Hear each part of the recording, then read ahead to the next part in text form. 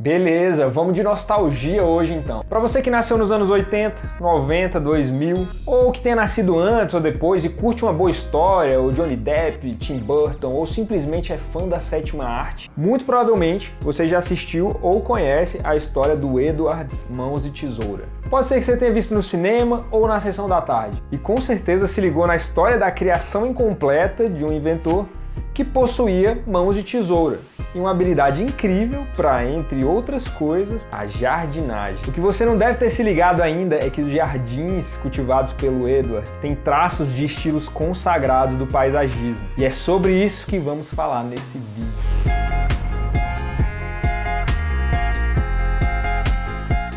Salve família, meu nome é Joab, eu sou arquiteto e paisagista. E antes de dar início à nossa análise, eu quero saber se você curte esse tipo de vídeo. Eu fiz uma análise aqui já do jardim do filme Parasita e também quero fazer outros futuramente. Mas antes, eu preciso saber se você gosta. E como? Com a quantidade de like e de comentários que vocês deixarem aqui embaixo. Então já comenta agora aqui se você gosta desse tipo de vídeo. Coloca aqui também qual jardim de um filme ou de série que você gostaria de ver por aqui. Só um aviso aí para quem ainda não assistiu o filme.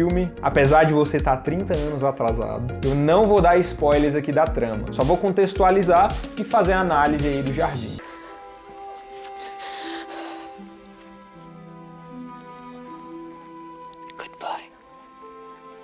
Para quem não sabe, o filme conta a história de Edward, que é uma criação incompleta de um velho inventor. Ele decidiu dar vida a uma máquina, mas morreu antes de acabar a sua obra. Edward tem tesouras no lugar das mãos.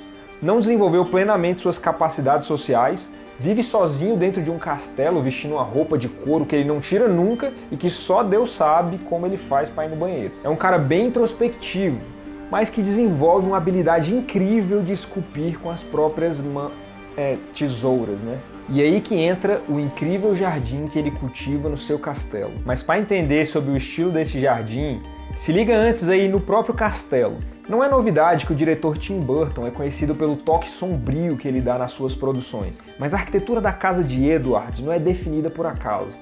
Tem tudo a ver com o tom obscuro da história e o isolamento social dele. Ninguém sabe ao certo o tempo que ela existia ali, mas pelo fato de Edward não envelhecer e a forma como é retratado o estado de manutenção da casa, muito provável que seja bem mais antiga do que a própria cidade ali próxima. A própria arquitetura reforça isso. O castelo, ou mansão, me parece uma mistura do estilo gótico e vitoriano, que são estilos que se desenvolveram na Europa séculos atrás. Apesar do nome, o gótico, ele não tem nada a ver com obscuridade. O termo gótico, na verdade, foi primeiramente empregado de uma forma pejorativa. Mas esse estilo que se desenvolveu na era medieval foi um enorme avanço no sistema construtivo e acabou se tornando um dos estilos arquitetônicos mais imponentes e grandiosos da história. O uso dos arcos ogivais, que percebemos nas janelas, e a verticalidade são características bem típicas desse estilo. Aqui no filme, o castelo apresenta também algumas características do estilo vitoriano, que se desenvolveu na Inglaterra mais ou menos aí no período da Revolução Industrial. Pode ser uma mera coincidência, mas esse estilo, com toda essa história, casa bem com esse lance da criação, da produção do Edward. E a gente percebe algumas das características desse estilo nas janelas, nas torres. Mas por que eu estou falando tudo isso? O estilo gótico se desenvolve principalmente na França, enquanto o vitoriano na Inglaterra.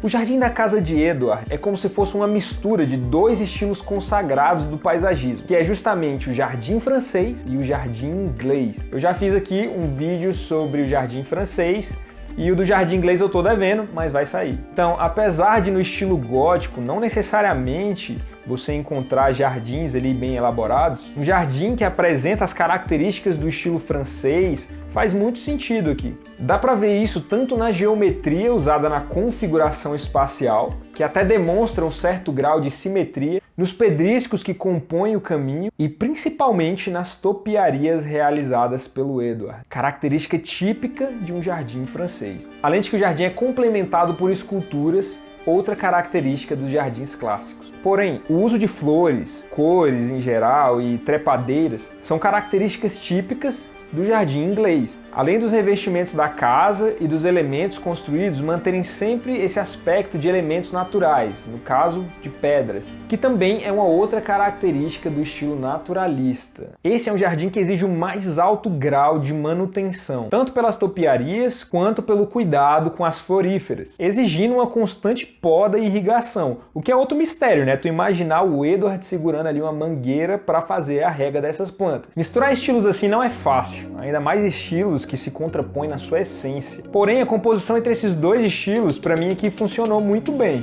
criando uma harmonia bem legal entre ambos. E o contraste entre o jardim e a edificação, que é algo absurdo, retrata perfeitamente a ideia que o filme quer passar, de que as aparências enganam. É como se a casa fosse uma imagem externa, a visão que a sociedade tem do protagonista. E o jardim é o que, na verdade, ele é, a representação do seu interior. E o paisagismo é isso, muito além da estética. É simbolismo, profundidade, essência e, em alguns casos, é uma história contada. Mas me fala aí nos comentários o que você achou desse jardim. Percebeu alguma coisa que passou batido aqui? Você gosta desse filme tanto quanto eu? Então se inscreva no canal para os conteúdos de paisagismo incríveis que estão saindo semanalmente. Além do seu comentário, deixa também aqui a sua curtida para eu saber que você está gostando desse tipo de vídeo. E espero vocês então na próxima semana.